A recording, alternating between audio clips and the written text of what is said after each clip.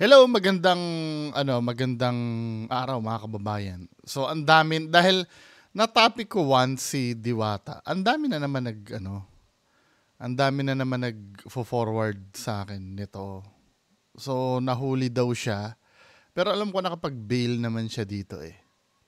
Ayan nahuli daw si Ma'am Diwata sa paresan niya.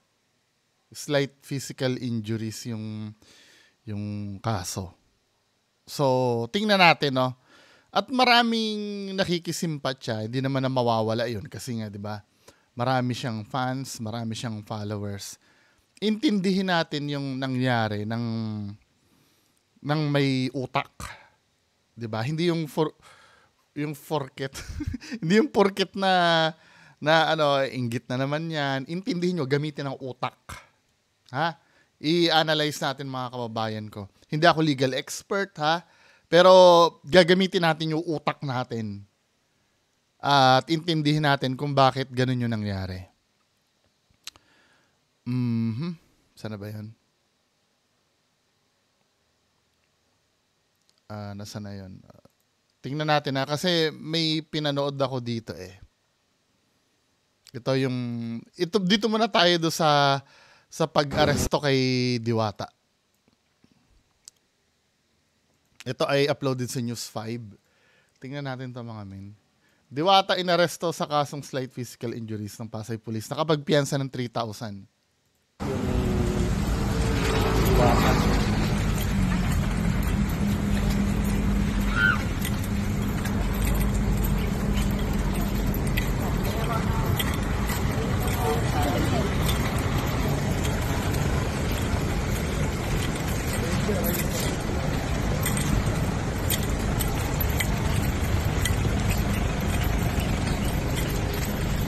Meron na yung may mga magsasabi bakit kailangan i-video pa. May pagkakaalam ko ha, correct me if I'm wrong. Parang SOP na yata yan ngayon, di ba? Pag hindi lang naman kay Diwata nangyayari yan eh, yung binivideohan yung pag-serve ng warrant of arrest. Sabi na lang yung habos.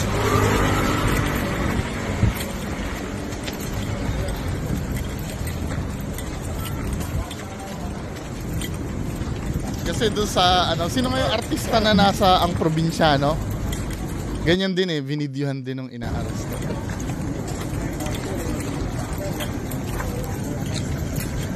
Dami pa rin tao, no? Makain.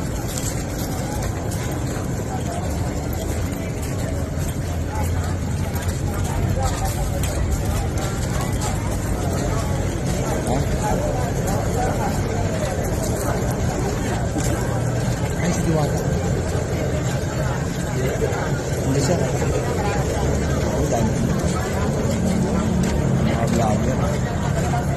Mga vlogger. Paano na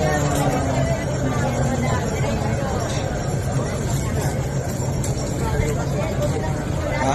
Ilayo dapat. Hindi kausapin na lang natin. Hindi ka ba makausap?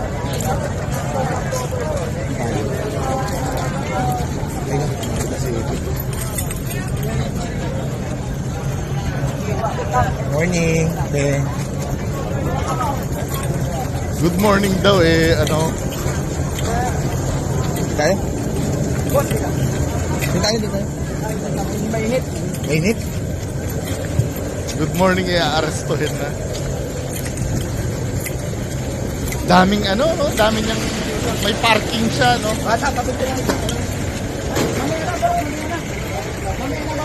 Mamaya na lang, may kausapin lang namin.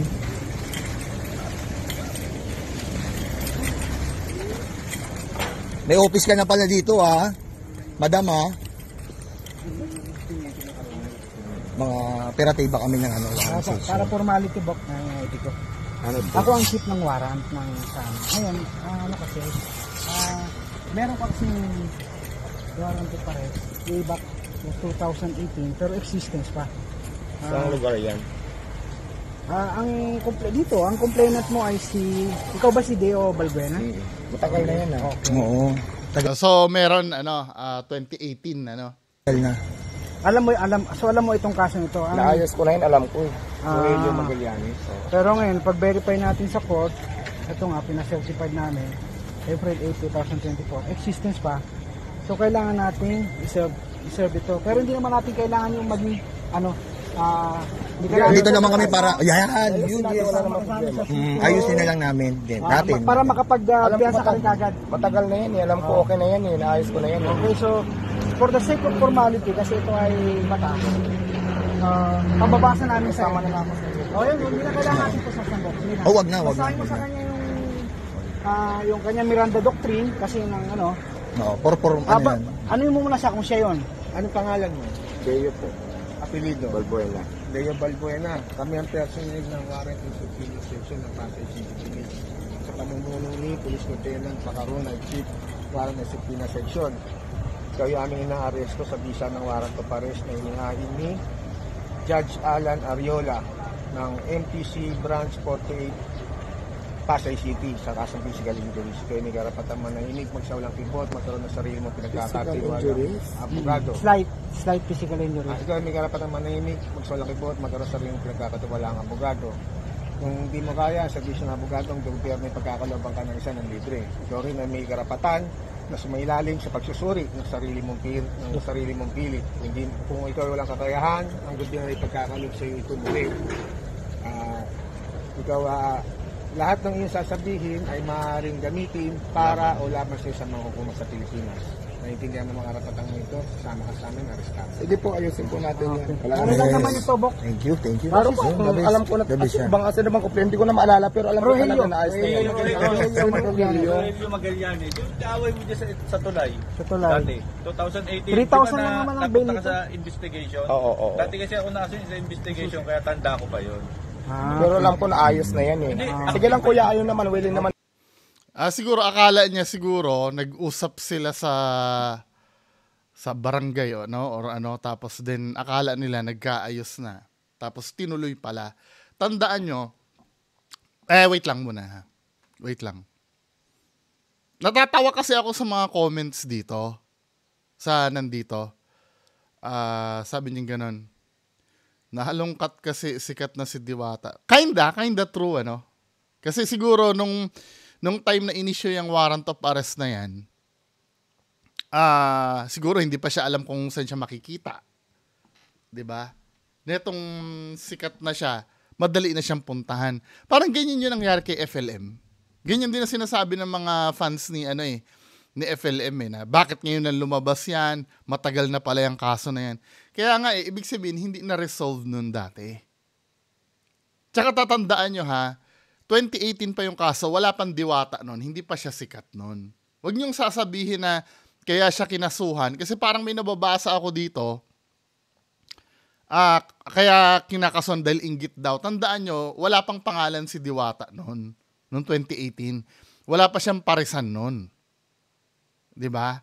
Wala pa tayo napapanood na Diwata sa social media dati. Kaya huwag nyo sasabihin na dahil ibig sabihin na pending yan.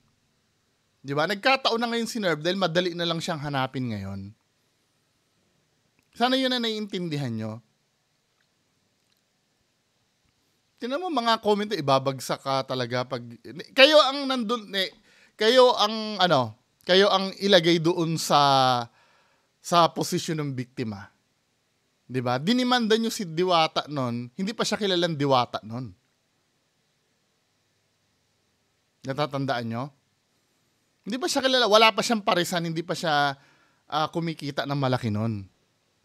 Kaya nonsense yung sinasabi ng iba na na ito, katulad itong bobong to, bawal kasi umasenso sa Pilipinas. Mga kasalanan niya yan eh. Matagal na daw, bakit binalik? Ibig sabihin, hindi nga naayos. Ito gagawin nyo bang tanga ang korte? Para i-issue yan ng wala lang, para lang pabagsakin si Diwata. Ginawa nyo naman tanga ang korte ng Pilipinas? Pati yung fiscal, ginawa nyo rin naman tanga. 'Di ba? However, wala namang yan eh. Wala namang kinalaman yan sa pagbebenta niya ng pares eh. 'Di ba? Feeling ko hindi ito pa, meron pang isang interview dito. Kasi napapansin ko sa mga kababayan natin, pinapangunahan na naman ng simpatsya eh. Hindi mo na intindihin yung situation. Ito naman kay kay Julius Babaw. Ito naman ay yung report. Panoorin natin.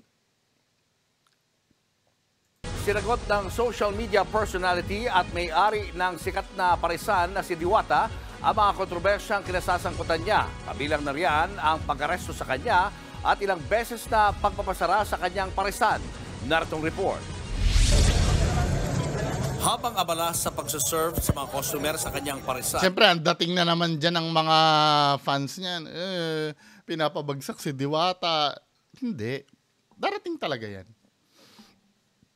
Diba? Hindi naman kasi pwede magnegosyo ka ng walang permit. Talagang aasikasuin at aasikasuin mo lahat dapat yan. Si Deo Balbuena o mas kilala bilang Diwata sa Pasay nung Lunes, biglang may dumating na mga pulis. Sila naman ang nag-serve, hindi ng pagkain, kundi ng arrest warrant kay Diwata. Kayo aming inaaresto sa bisa ng warrant of arrest na inihain. Halatang nabigla sa arrest warrant si Diwata.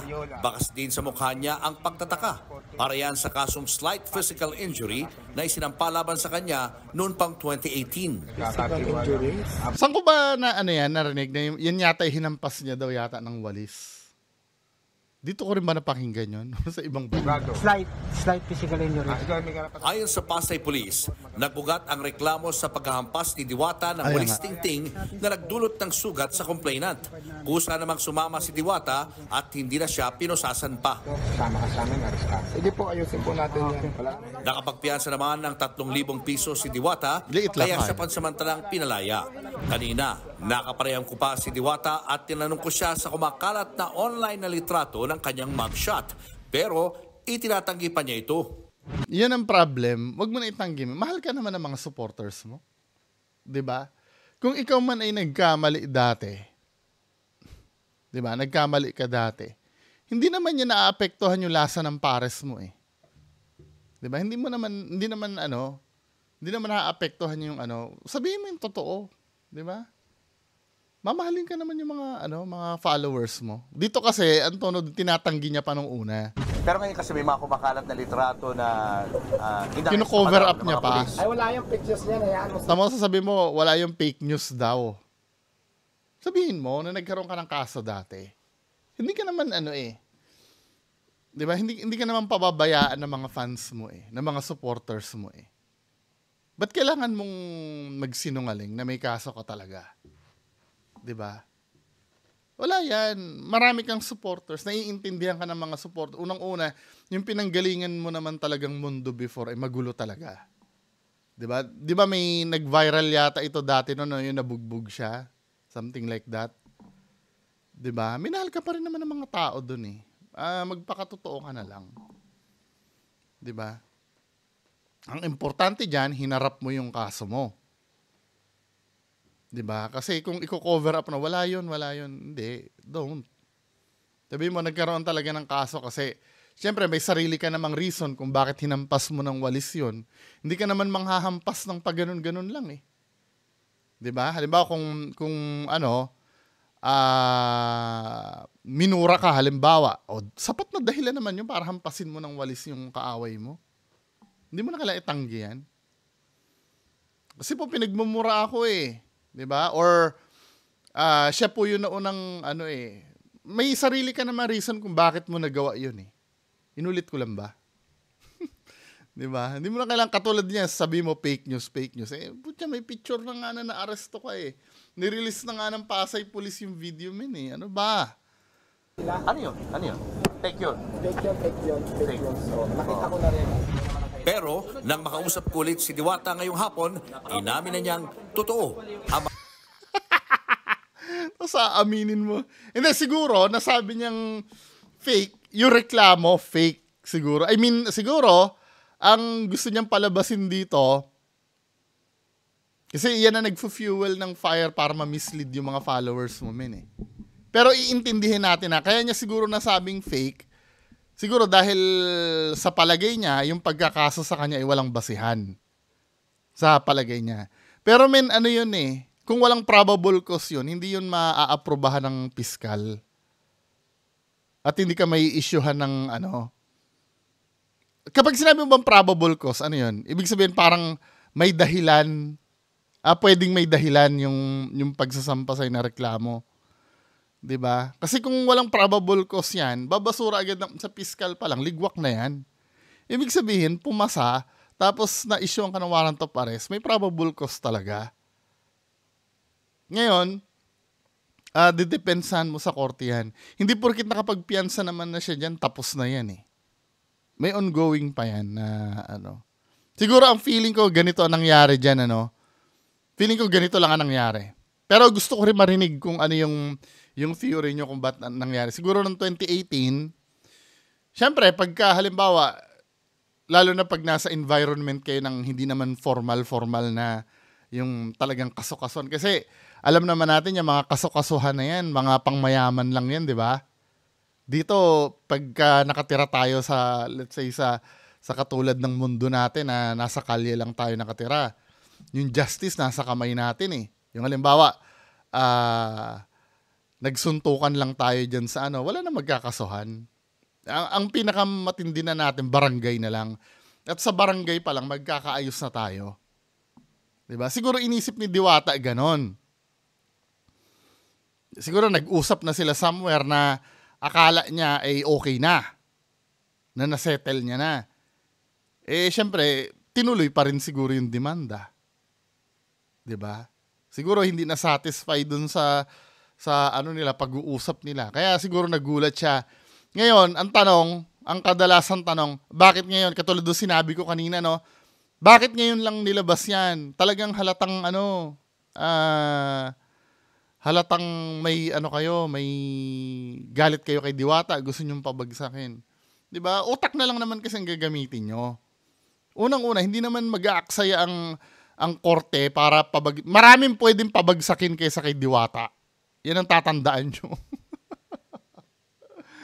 Maraming pwedeng pabagsakin kaysa kay Diwata. Hindi lang si Diwata ang unang-una wala naman nasasagasaan tong 'Di ba? Kung feeling nyo na pinapabagsak siya dahil nagkaso sa di lahat na lang na may gustong pabagsakin, di kinasuhan na. Unang-una, hindi invento yung kaso. Diba? 2018 pa nangyari. Walang motivation na pabagsakin siya dahil 2018 pa nangyari. Kung saan si Diwata ay hindi pa kilala na may parisan. At hindi pa siya kumikita na malakas nun. Kaya katangahan yung sabihin nyo na pinapabagsak siya. Pangalawa, ang tanong, 'di ba? Bakit ngayon lang nilabas? Ngayon lang siya nakita eh.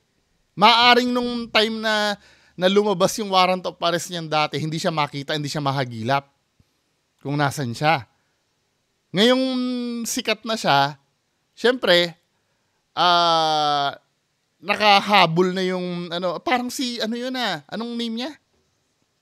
Deo ang name niya, di ba? O parang, siguro napanood sa Facebook, parang si Deo saan to?